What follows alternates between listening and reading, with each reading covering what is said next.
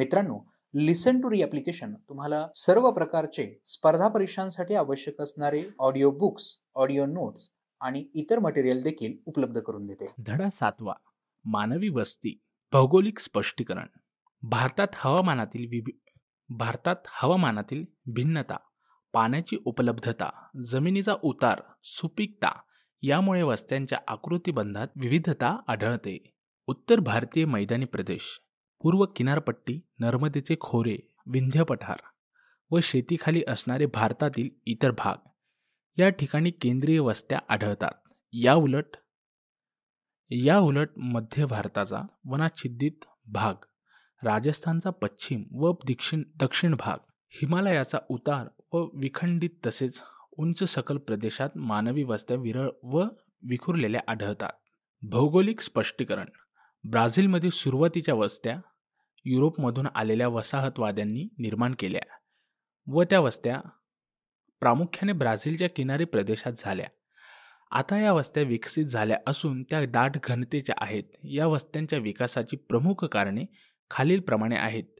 किनारपट्टीचे सम व दमट हवामान, मुबलक पाणी पुरवठा, साधनसंपत्ती उपलब्धता, शेतपूरक जमीन इत्यादींमुळे या भागात जमीन जरी कमी असली तरीही दाट वस्ती आढळते. उदाहरणार्थ, साओ पावलोचा प्रदेश सुपीक जमिनीचा आहे. कॉफीच्या उत्पादनासाठी हा प्रदेश सुयोग्य आहे. या प्रदेशात खनिजाचा मुबलक साठा आहे. या ठिकाणी ऊर्जेचा अखंडित पुरवठा होतो. येथे वाहतुकीच्या सोयीही चांगल्या आहेत, विकसित झाल्या आहेत. वरील सर्व कारणांमुळे साओ पावलो येथे मानवी वस्ती केंद्रित झालेली आढळते. आकृती 7.3 पहा. ब्राझीलच्या ईशान्य भागातील उच्च भूमीचा प्रदेश अवर्षणग्रस्त असल्याने या भागात शेतीचा विकास मर्यादित झाला आहे. या भागात ग्रामीण वस्त्या विखुरलेल्या या विरळ स्वरूपात आहेत. किनाऱ्याकडून ब्राझीलच्या अंतर्गत प्रदेशात ॲमेझॉन नदीच्या खोऱ्यात जाताना मानवी वस्त्या आणि हिरवळ होत जातात. त्यांची प्रमुख कारणे पुढील प्रमाणे आहेत. प्रदेश घनदाट विषवृत्तीय वनाने व्यापलेला आहे. आकृती 7.4 पहा. हवामान रोगट असून मानवी वस्तीत अनुकूल नाही.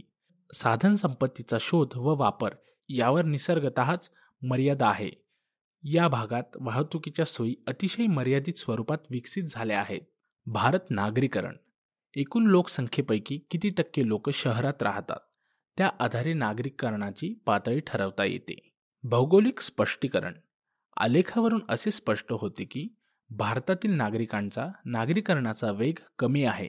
भारतातील नागरीकरणाचा कुल 2011 साली 31.2% होता. तो विकसित देशाच्या तुलनेत फारच कमी होता.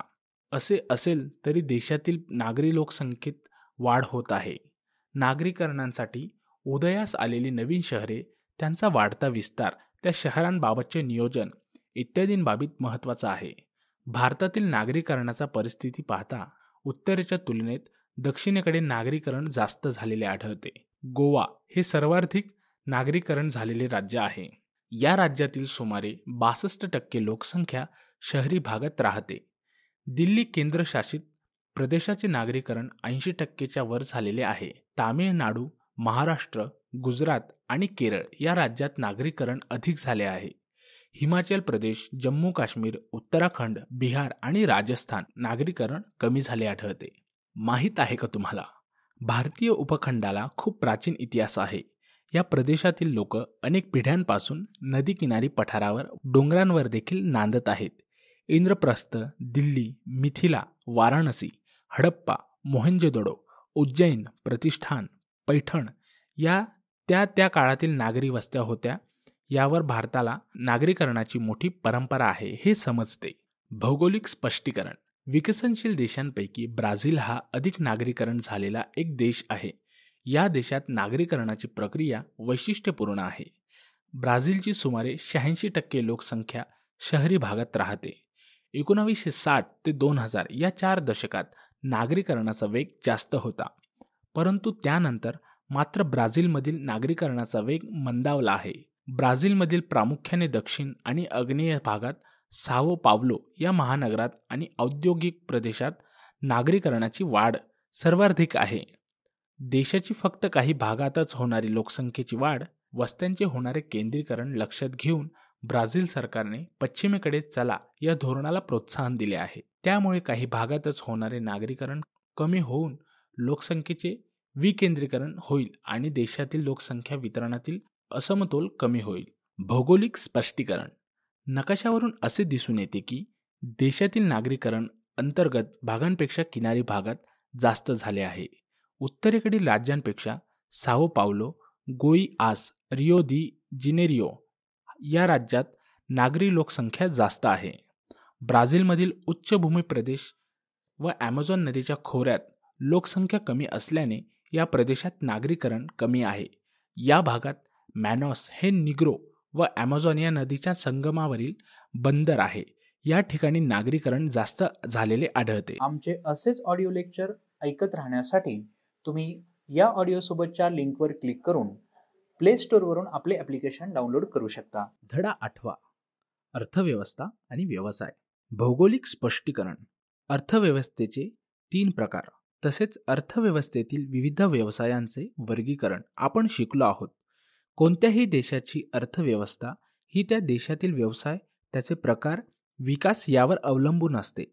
भारत आणि ब्राझीलमधील आर्थिक व्यवसाय. आकृती 8.2 विभाजित वर्तुळात दोन्ही देशातील स्थल अंतर्देशीय उत्पादनाचे योगदान दिले आहे आणि त्या देशातील लोकसंख्येची विविध व्यवसायातील टक्केवारी दिली आहे. या विभाजित वर्तुळांचा काळजीपूर्वक अभ्यास करा व खालील प्रश्नांची उत्तरे द्या. भौगोलिक स्पष्टीकरण. आकृती 8.1 मध्ये आपण पाहिले की भारताचे राष्ट्रीय उत्पन्न ब्राझीलपेक्षा अधिक आहे. ब्राझील हा देश जगात खाणकाम, शेती आणि वस्तू निर्मिती उद्योगात अग्रेसर असून या देशातील सेवा व्यवसायही मोठ्या प्रमाणात वाढलेले आहेत. देशातील सेवा व्यवसाय वाढत असेल, भारतातील सेवा व्यवसाय वाढत असेल तरी भारतात शेती हा प्रमुख व्यवसाय आहे. भारताप्रमाणेच ब्राझीलची अर्थव्यवस्था सुद्धा मिश्र स्वरूपाची आहे. दोन्ही देशाची अर्थव्यवस्था विकसनशील आहे. त्यांचे राष्ट्रीय दरडोई उत्पन्न अमेरिकेच्या संयुक्त संस्थानाच्या तुलनेत अतिशय कमी आहे. महत्त्वाचे म्हणजे भारताचे राष्ट्रीय उत्पन्न ब्राझीलच्या तुलनेत जास्त असेल तरी भारताचे दरडोई उत्पन्न ब्राझीलच्या तुलनेत कमी आहे. याचे कारण शोधण्याचा प्रयत्न करा. त्यासाठी पुढील तक्ता वापरा. तक्त्यातील माहितीच्या आधारे संगणकाचा वापर करा. करून बहुरेषा लेख तयार करा. 1960 ते 2016 दरडोई उत्पन्न US डॉलरमध्ये. देशाचे नाव ब्राझील. 1960 240, 1980 2010, 2000 3060, 2016 8840. भारत 1960 90, 1980 280, 2000 450, 2016 1680. अमेरिकेची संयुक्त संस्थाने 1960 3250, 1980 14230, 2000 37470, 2016 56280. अमेरिकेची संयुक्त संस्थाने हा विकसित देश आहे. या देशातील लोकसंख्या जास्तीत जास्त असली तरीही भारतापेक्षा कमी आहे. तसेच ती साक्षर आहे. या देशाकडे अनेक स्वामित्व हक्क आहेत, पेटंट्स, आधुनिक तंत्रज्ञान व यांत्रिक बळाचे सामर्थ्य आहे. त्यामुळे राष्ट्रीय दरडोई उत्पन्नाच्या बाबतीत हा देश ब्राझील व भारतापेक्षा पुढे आहे. भारत आणि ब्राझील हे देश विकसनशील देश आहेत. अत्याधुनिक तंत्रज्ञान, शिक्षण, उद्योग याबाबत हे देश प्रगतीपथावर आहेत. स्थूल राष्ट्रीय उत्पन्न जास्त असेल तरीही भारताची लोकसंख्या जास्त असल्याने भारतातील दरडोई उत्पन्न ब्राझीलच्या तुलनेत कमी आहे. भौगोलिक स्पष्टीकरण. शेती. ब्राझीलची उच्चभूमी व किनारी प्रदेशात शेती हा व्यवसाय केला जातो. अनुकूल हवामान आणि तेथील भूरचना यांमुळे विविध प्रकारची पिके घेतली जातात. भात आणि मका ही प्रमुख अन्नधान्य पिके आहेत. मक्याचे पीक प्रामुख्याने मध्य भागात घेतले जाते. Coffee, soybean, cacao, cocoa, rubber आणि ऊस या नगदी पिकांचे उत्पादनही मोठ्या प्रमाणावर घेतले जाते. ब्राझील हा कॉफी व सोयाबीनच्या निर्यातीतील अग्रेसर देश आहे. कॉफीचे उत्पन्न प्रामुख्याने मिनास जिराईस, साओ पावलो या राज्यात घेतले जाते. या पिकांशिवाय केळी, अननस, संत्री व इतर लिंबूवर्गीय फळांचे उत्पादन सुद्धा घेतले जाते. गवताळ प्रदेशात गायी, शेळ्या व मेंढ्या पाळल्या जातात. मांसोत्पादन आणि दुग्धोत्पादन हे व्यवसाय येथे चालतात. भौगोलिक स्पष्टीकरण. ब्राझीलचा पूर्व भाग लोह खनिज, मॅग्नीज, निकेल, तांबे, बॉक्साईड इत्यादी खनिज संपत्तीने संपन्न आहे. दुर्गमता, घनदाट अरण्य, सुप्त खनिज, अज्ञान इत्यादी प्रतिकूल घटनांमुळे देशातील अंतर्गत भागातील खाणकाम व्यवसायाच्या विकासावर मर्यादा आल्या आहेत. खनिजांची उपलब्धता व देशातील वाढत्या मागणीमुळे उच्चभूमी प्रदेशातील खाणकाम व्यवसाय विकसित झाला आहे. भौगोलिक स्पष्टीकरण. ब्राझील देशाला सुमारे 7,400 किमी लांबीचा सागरी किनारा लाभला आहे. थंड व उष्ण प्रवाहांचा संगम तसेच विस्तीर्ण भूखंड मंच यामुळे दक्षिण अटलांटिक किनाऱ्यालगत मासेमारीचे उत्कृष्ट क्षेत्र लाभले आहे. मासेमारी व्यवसाय परंपरेने चालत आलेला आहे. वैयक्तिक तसेच लहान समूहांमार्फत पारंपरिक तंत्र आणि उपकरणांचा वापर करून हा व्यवसाय केला जातो. प्रामुख्याने स्वोर्ड, कोळंबी, लॉबस्टर, सार्डिन इत्यादी जलचरांची पकड केली जाते. ब्राझीलमध्ये प्राकृतिक रचना, घनदाट वने व नद्यांच्या पाण्याचा वेग यांमुळे गोड्या पाण्यातील मासेमारी विकसित झाली नाही. भौगोलिक स्पष्टीकरण. भारतात ब्राझीलच्या तुलनेने स्थूल अंतर्देशीय उत्पादनात शेती योगदान अधिक आहे. शिवाय शेती हा प्राचीन काळापासून चालत आलेला व्यवसाय आहे. भारताचा सुमारे 60% भूभाग लागवडीखाली आहे. याचे मुख्य कारण म्हणजे विस्तीर्ण मैदान, सुपीक मृदा, अनुकूल हवामानाचा दीर्घ कालावधी, हवामानातील वैविध्य ही आहेत. भारतातील शेती ही प्रामुख्य निर्वाहक प्रकारची आहे. भारतात भात, गहू, ज्वारी, बाजरी, मका ही प्रमुख खाद्यान्न पिके घेतली जातात. चहा, ऊस, कॉफी, कापूस, रबर, ताग इत्यादी नगदी पिकेही घेतली जातात. भारत हा विविध प्रकारची फळे, मसाल्याचे पदार्थ व भाजीपाला पिकवणारा देश आहे. मासेमारी. भारताच्या अर्थव्यवस्थेत मत्स्य व्यवसायाची भूमिकाही महत्त्वाची आहे. खाऱ्या पाण्यातील आणि गोड्या पाण्यातील मासेमारीत भारत अग्रणी आहे. आहारातील एक घटक, रोजगार निर्मिती, पोषणास्तर वाढवणे आणि परकीय चलन मिळवण्याकरिता मत्स्य व्यवसायाचा उपयोग होतो. आमचे असेच ऑडिओ लेक्चर ऐकत राहण्यासाठी तुम्ही या ऑडिओसोबतच्या लिंकवर क्लिक करून प्ले स्टोअरवरून आपले ॲप्लिकेशन डाउनलोड करू शकता. केरळ, पश्चिम बंगाल, ओडिशा, आंध्र प्रदेश, तामिळनाडू, गोवा आणि महाराष्ट्रातील किनारपट्टीच्या भागात राहणाऱ्या अनेक लोकांच्या आहारात मासे हा महत्त्वाचा घटक आहे. भारताला एकूण सुमारे 7,500 किमीचा सागरी किनारा लाभला आहे. या किनाऱ्यालगत मासेमारी केली जाते. मासेमारीच्या एकूण वार्षिक उत्पादनापैकी सागरी मासेमारांचा वाटा जवळपास 40% आहे. वशी, बांगडा, बोंबील, सुरमई, पापलेट, झिंगे इत्यादी जलचर अरबी समुद्रात आढळतात. बंगालच्या उपसागरात शेवंडे, लंबिक चकई, क्लूपिड्स, रावस इत्यादी जलचर आढळतात. गोड्या पाण्यातील मत्स्यपालन नद्या, कालवे, जलाशय, तलाव इत्यादींमध्ये चालते. कटला, रोहू, चोपडा इत्यादी गोड्या पाण्यातील प्रमुख मासे आहेत.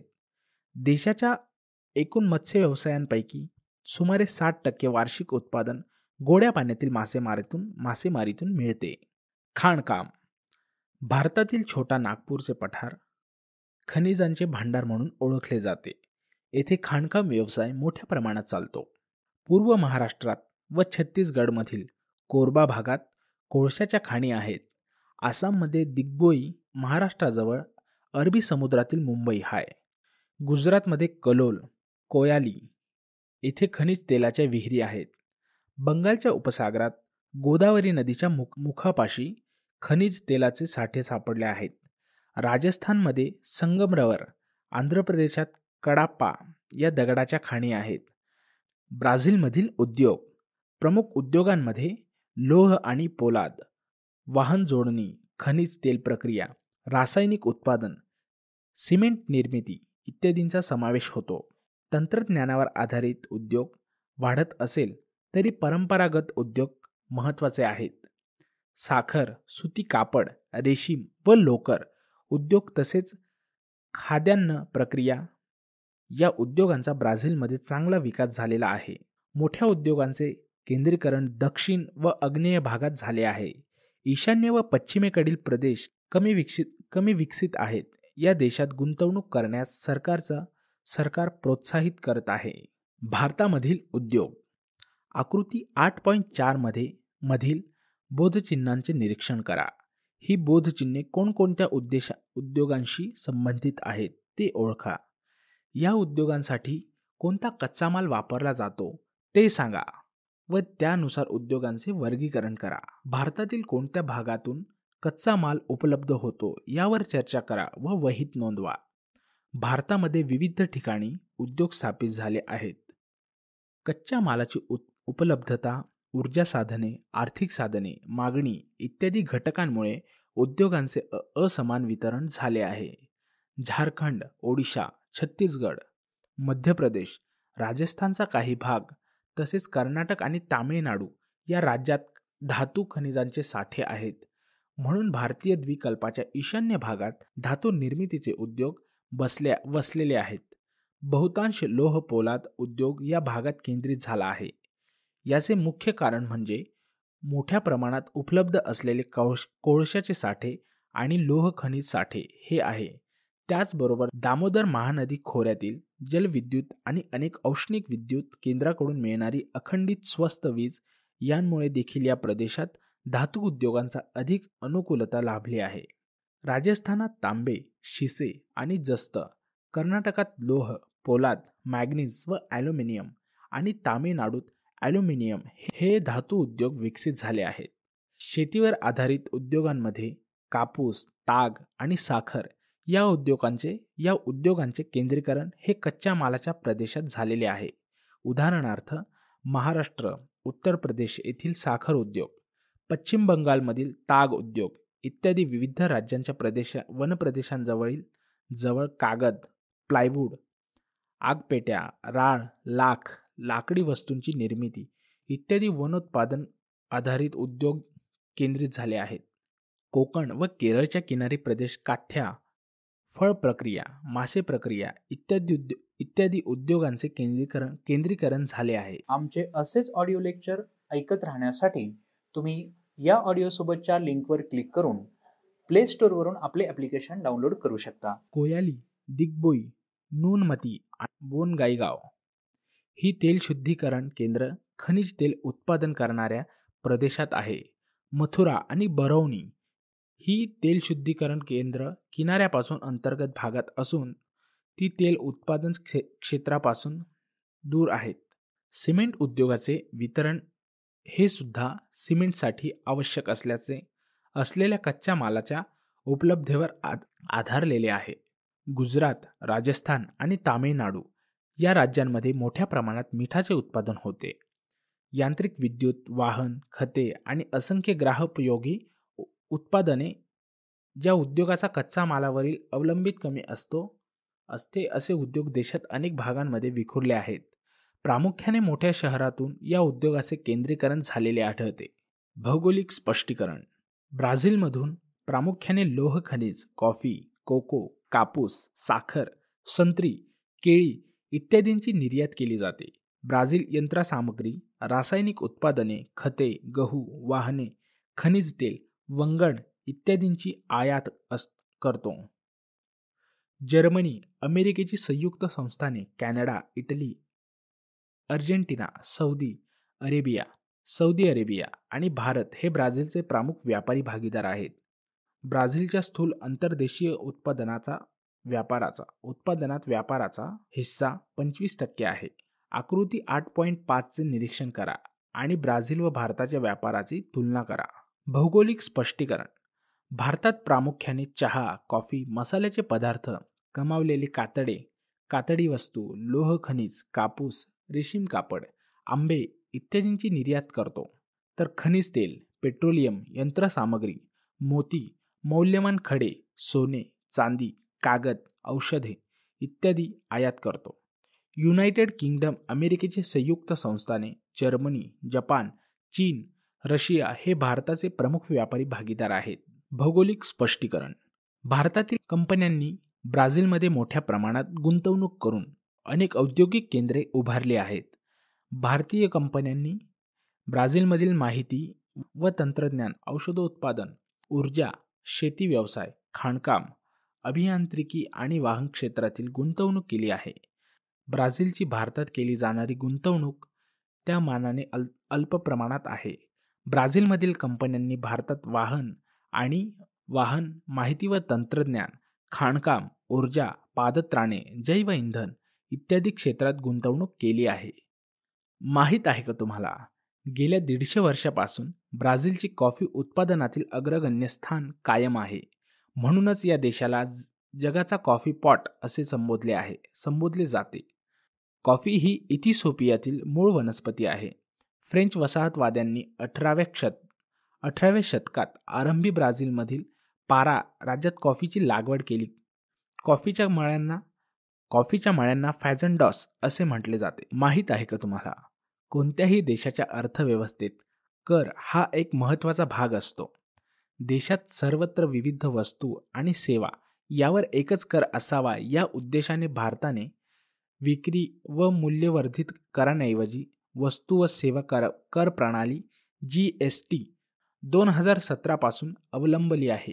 ब्राझीलने ही कर प्रणाली 1984 पासूनच स्वीकारली आहे.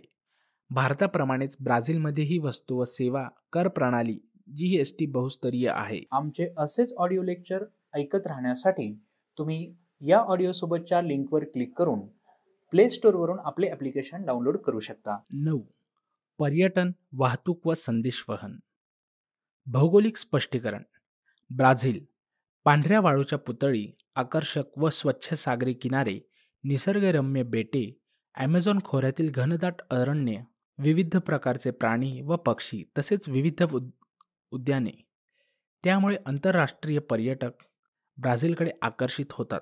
ब्राझिलिया हे राजधानीचे नवीन शहरासुद्धा पर्यटकाचे आकर्षण आहे. तसेच रिओ दी जेनेरिओ आणि साओ पावलो यांसारखी शहरे मोठ्या संख्येने पर्यटकांना आकर्षित करतात. देशातील अनेक भागात पर्यटन हा महत्त्वाचा आर्थिक व्यवसाय आहे. ब्राझीलमध्ये पर्यावरणस्नेही पर्यटनाचा विकास होत आहे. भौगोलिक स्पष्टीकरण. आकृती 9.1 मध्ये दाखवल्यानुसार 2015 साली भारतामध्ये भेट देणाऱ्या आंतरराष्ट्रीय पर्यटकांची संख्या ब्राझीलच्या तुलनेत जास्त आहे. तसेच असले तरीही पर्यटन क्षेत्रात एकूण राष्ट्रीय उत्पन्नातील वाटा हा ब्राझीलपेक्षा कमी आहे. प्रामुख्याने त्या देशातील लोकसंख्या व एकूण राष्ट्रीय उत्पन्न यांच्या मूल्यांवर अवलंबून आहे. त्यानुसार भारताचे राष्ट्रीय उत्पन्न व लोकसंख्या ब्राझीलच्या तुलनेत खूप जास्त आहे. आकृती 9.2 पहा. त्यामुळे भारताचा एकूण राष्ट्रीय उत्पन्नातील पर्यटन क्षेत्राचा वाटा ब्राझीलपेक्षा कमी दिसतो व या क्षेत्रातील लोकसंख्येचे प्रमाण जास्त दिसते. भारत. आकृती 9.1 मधील आलेख यावरून लक्षात येते की भारतातील आंतरराष्ट्रीय पर्यटकांची संख्या सतत वाढत आहे, परंतु ही वाढ 2010 पासून अधिक झालेली आढळते. आंतरराष्ट्रीय पर्यटकांच्या संख्येतील वाढ सातत्यपूर्ण आहे. परदेशी पर्यटक भारतात ऐतिहासिक, सांस्कृतिक, वैद्यकीय, व्यवसाय इत्यादींसाठी येत असतात. पर्यावरणपूरक पर्यटनाला भारतातही चालना दिली जाते. भारताचा ऐतिहासिक वारसा लक्षात घेता देशातील अनेक भागात पर्यटनाच्या भरपूर संधी उपलब्ध आहेत. यासाठी अनेक पर्यटन स्थळे निर्माण केलेली आहेत. भौगोलिक स्पष्टीकरण. ब्राझीलमध्ये सर्वसामान्यपणे रस्ते वाहतूक आढळते. देशातील वाहतूक मार्गामध्ये निम्म्यापेक्षा जास्त वाटा रस्ते मार्गाचा आहे. देशातील घनता पूर्व भागात केंद्रीय झालेली आहे. पश्चिमेकडील ॲमेझॉन नदी खोऱ्यातील वनाच्छादित प्रदेश व दलदलयुक्त जमीन रस्ते मार्गाचा विकास मर्यादित झाला आहे. ॲमेझॉन नदीतील व्यापारी तत्वांवर जलवाहतूक केली जाते. या नदीच्या मुखापासून ते पेरू देशातील इक्विटॉस या ठिकाणापर्यंत ही वाहतूक होते. जगातील अंतर्गत जलवाहतुकीचा सर्वात लांब पल्ला सुमारे 37,000 किमी या मार्गाने गाठता येतो. पॅराना ही दक्षिण वाहिनी नदी जलवाहतुकीसाठी उपयुक्त आहे. ब्राझीलच्या किनारी भागात जलवाहतूक होते. ब्राझीलमध्ये लोहमार्गाचा जास्त विकास झालेला नाही. रेल्वे वाहतूक जास्त असली तरी तिचा उपयोग शहरांपुरता मर्यादित आहे. हवाई वाहतुकीचे योगदानही मर्यादित आहे. भौगोलिक स्पष्टीकरण. भारतात ब्राझीलच्या तुलनेत लोहमार्ग व रस्ते वाहतुकीची जाळे दाट आहे. रस्ते मार्गाने दरवर्षी सुमारे 85% प्रवासी वाहतूक आणि 70% मालवाहतूक होत असते. लोहमार्गाच्या विकासामुळे प्रवासी व मालवाहतूक सुलभ झाली आहे. भारतीय अर्थव्यवस्थेच्या वाढीसाठी लोहमार्गाचे योगदान महत्त्वाचे आहे. भारतात लोहमार्ग नेहमीच प्रवासी वाहतुकीचे प्रमुख साधन राहिले आहे. भारताच्या मध्य भागात, ईशान्येकडील राज्यात आणि राजस्थानमध्ये लोहमार्गाचे जाळे विरळ आढळते. उत्तर भारतीय मैदानी प्रदेशात लोहमार्गाचे दाट जाळे आहे. ज्या देशात विस्तार अधिक असतो त्या देशात दूरचे अंतर पार करण्यासाठी लोहमार्गांचे महत्त्व जास्त असते. आमचे असेच ऑडिओ लेक्चर ऐकत राहण्यासाठी तुम्ही या ऑडिओसोबतच्या लिंकवर क्लिक करून प्ले स्टोअरवरून आपले ॲप्लिकेशन डाउनलोड करू शकता. जलमार्ग हे वाहतुकीचे स्वस्त साधन आहे. देशाच्या एकूण वाहतूक मार्गात अंतर्गत जलमार्गाचा वाटा फक्त 1% आहे. यामध्ये नद्या, कालवे, खाड्या आणि जलसाठे इत्यादींचा समावेश होतो. आंतरराष्ट्रीय व्यापारांपैकी सुमारे 95% व्यापार सागरी मार्गाने होतो. आंतरराष्ट्रीय व्यापारांशिवाय देशाच्या मुख्य भूभाग आणि बेटांदरम्यान वाहतुकीसाठी जलमार्गाचा उपयोग होतो. ब्राझीलच्या तुलनेत भारतातील आंतरराष्ट्रीय हवाई वाहतूक जास्त विकसित झाली आहे. देशातील तसेच अंतर्गत हवाई मार्गाचा वापरही वाढत आहे. अति पूर्वेकडील व अति पश्चिमेकडील स्थाने दिली आहेत. या दोन्ही बिंदूमधील वेळेतील फरकांची गणना मिनिटांमध्ये करा. अति पश्चिमेकडील नोसेंट दो रियामोआ हे ठिकाण अक्रे राज्यात असून त्याचे स्थान 7°32'33 दक्षिण अक्षांश व 73°51' पश्चिम रेखांश आणि अतिपूर्वेकडील पोंटो दो सेक्सॉस हे परेबा राज्यातील ठिकाण 7°9'28 दक्षिण अक्षांश 34°47' पश्चिम रेखांशावर आहे. भौगोलिक स्पष्टीकरण. या देशाच्या रेखावृत्तीय विस्तारामुळे असे लक्षात येते की अतिपूर्व अति पश्चिम बिंदूच्या वेळेतील फरक 168 मिनिटे 2 तास 48 मिनिटे आहे. त्यामुळे ब्राझीलमध्ये एकूण 4 प्रमाण वेळ मानल्या जातात. देशात वेगवेगळ्या काल विभाग आहेत. ग्रीनिच वेळेच्या GMT अनुक्रमे 2 स्वल्पविराम 3 स्वल्पविराम 4-5 तासांनी मागे आहेत. नकाशातील लाल रंगाची ठळक रेषा ब्राझीलची अधिकृत प्रमाण वेळ BRT दर्शवते. ती ग्रीनिच वेळेच्या 3 तास मागे आहे. ब्राझीलमधील संदेशवहनाचा विकास. ब्राझीलमधील दूरसंचार सेवा अतिशय विकसित आणि कार्यक्षम आहे. यामध्ये दूरध्वनी, भ्रमणध्वनी, दूरदर्शन प्रसारण, आकाशवाणी प्रसारण, संगणक आणि इंटरनेट इत्यादींचा समावेश होतो. ब्राझीलमध्ये 45% पेक्षा अधिक लोकसंख्या इंटरनेटचा वापर करत आहे. ब्राझीलमधील दक्षिण-मध्य भागात दूरसंचारांचे सेवेच्या पायाभूत विविध अतिशय आधुनिक आहेत. उत्तर आणि वायव्य भागात मात्र या सेवांचा विकास लोकसंख्येअभावी मर्यादित स्वरूपात झाला आहे. प्रदेश रचना, विस्तीर्ण आकार, लोकवस्ती, विरहित प्रदेश, घनदाट वने इत्यादी अडथळ्यांचा मात करून दूरसंचार सेवेत विस्तार करणे हे ब्राझीलच्या अर्थव्यवस्थेतील एक आव्हान होते. अलीकडील काही वर्षात ब्राझीलमधील दूरध्वनी माहिती तंत्रज्ञान व इंटरनेटचा वापर वाढला असून दूरसंचार सेवेचा विस्तार मोठ्या प्रमाणात होऊ लागला आहे. अवकाश तंत्राच्या बाबतीत ब्राझील स्वदेशी तंत्रज्ञानाचा विकास करून उपग्रह सोडण्याच्या तयारीत आहे. भौगोलिक स्पष्टीकरण. भारताचा रेखावृत्तीय विस्तार जास्त आहे. भारतातील अतिपूर्व व अतिपश्चिम टोकांवरील रेखावृत्तामधील वेळेचा फरक सुमारे 120 मिनिटाचा आहे. परंतु भारतात एकाच प्रमाण वेळ मानली जाते. भारतीय प्रमाण वेळेसाठी IST 82°30 पूर्व रेखावृत्त निश्चित केले आहे. हे रेखावृत्त अलाहाबाद शहराजवळून जाते. भारतीय प्रमाण वेळ ही ग्रीनिच वेळेच्या 5 तास 30 मिनिटे पुढे आहे. भारतातील इलेक्ट्रॉनिक माध्यमांच्या प्रगतीमुळे दूरसंचाराचा उद्योग हे अतिवेगाने वाढणारे क्षेत्र बनले आहे. माहिती तंत्रज्ञान आणि देशवहनांच्या युगात संगणक, भ्रमणध्वनी, इंटरनेट अशा डिजिटल साधनांच्या वाढत्या प्रभावांमुळे हे क्षेत्र अधिक वेगाने विस्तारत आहे. भारत हा सर्वाधिक स्मार्टफोन आणि इंटरनेट वापरणारा देश बनला आहे. स्वदेशी तंत्रज्ञानाच्या आधारे तयार केलेले उपग्रह व उपग्रह प्रक्षेपण तंत्र यांच्या वापरांमुळे या क्षेत्रात भागाचा भविष्यकाळ उज्ज्वल झाला आहे. माहीत आहे का तुम्हाला, इस्रो भारतीय अवकाश संशोधन संस्था भारतातील अवकाश संशोधन संबंधीचे उपक्रम या संस्थेमार्फत राबवले जाते. आजपर्यंत इस्रोने उपग्रह प्रक्षेपणात अनेक विक्रम प्रस्थापित केले आहे. ब्राझीलमध्ये ब्राझिलियन अवकाश एजन्सीच्या देखरेखीखाली देशाच्या अवकाश संशोधनाचा कार्यक्रम राबवला जातो. आधुनिक आणि विकसित तंत्रज्ञानाची जोड देऊन ब्राझीलमध्ये अवकाश संशोधन कार्यक्रमाचे धोरण आखले जाते. प्रारंभी ब्राझील हा देश अवकाश संशोधनासाठी संयुक्त संस्थाने या देशावर अधिक अवलंबून होता, परंतु अलीकडे चीन, भारत, रशिया आणि युक्रेन या देशांचे सहकार्य घेत आहे. लिसन टू री ॲप्लिकेशन तुम्हाला सर्व स्पर्धा परीक्षांसाठी आवश्यक असणारी ऑडिओ नोट्स, ऑडिओ बुक्स आणि इतर मटेरियल देखील उपलब्ध करून देते. चला तर मित्रांनो, भेटूयात पुढच्या लेक्चरमध्ये. तोपर्यंत धन्यवाद.